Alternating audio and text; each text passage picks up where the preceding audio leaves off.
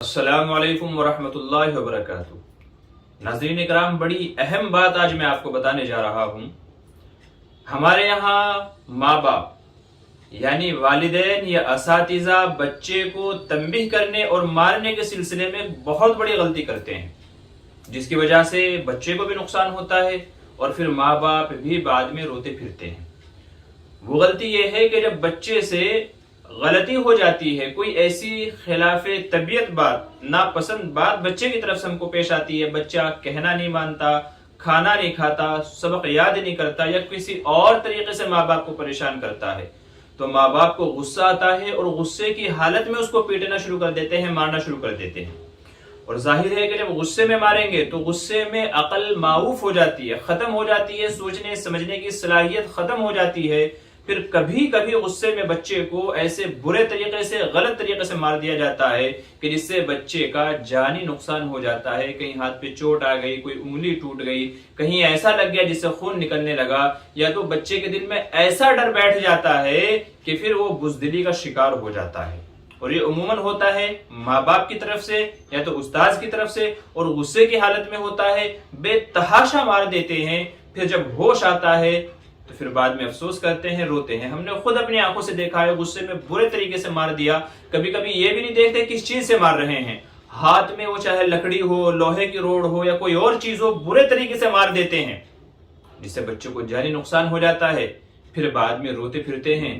یاد رکھیے کہ یہ سراسر غلط طریقہ ہے، تنبیہ کرنے کا، بچے کو ڈرانے دھمکانے کا، اصلاح کرنے کا غلط طریقہ ہے۔ مولانا اشرف علی تھانوی رحمۃ اللہ علیہ نے بچے کو تنبیہ کرنے اور مارنے کے سلسلے میں بڑا بہترین ملفوظ نقل فرمایا ہے۔ میں چاہتا ہوں کہ تمام والدین، تمام اساتذہ اکرام بچے کو تنبیہ کرنے کے وقت میں، مارنے کے وقت میں اس کا خیال رکھیں۔ فرماتے ہیں کہ جب بچے سے غلطی ہو جائے، اس وقت اگر غصہ آ رہا ہو تو اس وقت نہ ماریں، بلکہ بعد میں جب غصہ ٹھنڈا ہو جائے تو مصنوعی بناوٹی غصہ بنا کر کے، بناوٹی غصہ ظاہر کر کے، یعنی جھوٹا موٹا غصہ ظاہر کر کے پھر بچے کو تنبیہ کریں، جو بھی مارنا ہے تب اس کی اصلاح کریں۔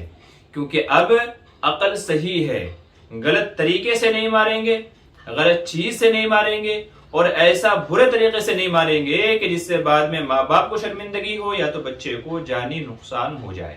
تو بعد میں مارے، جس وقت غصہ آ رہا ہے اس وقت نہ ماریں، بلکہ بعد میں جب غصہ ٹھنڈا ہو جائے، رفع ہو جائے، پھر اس کے بعد میں اس بات پر تنبیہ کریں اور بناوٹی جھوٹا موٹا غصہ ظاہر کر کے اس کی اصلاح کریں۔ یہ اصلاح مفید ہوگی، کارگر بھی ہوگی، ورنہ غصے میں شیطان ہو سکتا ہے کہ ایسے غلط طریقے سے بچے کو مار کھلوا دے کہ بعد میں آپ کو بھی پچھتانا پڑے اور بچے کو بھی جانی نقصان ہو جائے۔ بہت سارے واقعات ہیں، انشاءاللہ پھر کسی روز اس طرح کے واقعات سناؤں گا کہ ماں باپ نے غصے میں بچے کو برے طریقے سے پیٹ دیا، غلط طریقے سے پیٹ دیا، اور بچے کا ایسا نقصان ہو گیا کہ بچہ زندگی بھر کے لیے اپاہج ہو گیا، اس کے جسم کا کوئی عضو ختم ہو گیا، ضائع برباد ہو گیا۔ اب ماں باپ بعد میں پچھتاتے پھرتے ہیں۔ تو اسی لیے ناظرین، یہ میری تمام والدین سے، اساتذہ سے میری گزارش ہے، درخواست ہے کہ خاص کر اس چیز کا خیال رکھیں، ورنہ یاد رکھیے کہ بعد میں آپ کو پچھتانا پڑ سکتا ہے۔ اللہ تبارک و تعالیٰ کہنے سننے سے زیادہ عمل کی توفیق نصیب فرمائے، اور ہم سب کو اصلاح کی ضرورت ہے، اللہ تعالیٰ ہم سب کی اصلاح فرمائے، آمین ثم آمین۔ السلام علیکم ورحمۃ اللہ وبرکاتہ۔ رسول اللہ، رسول اللہ۔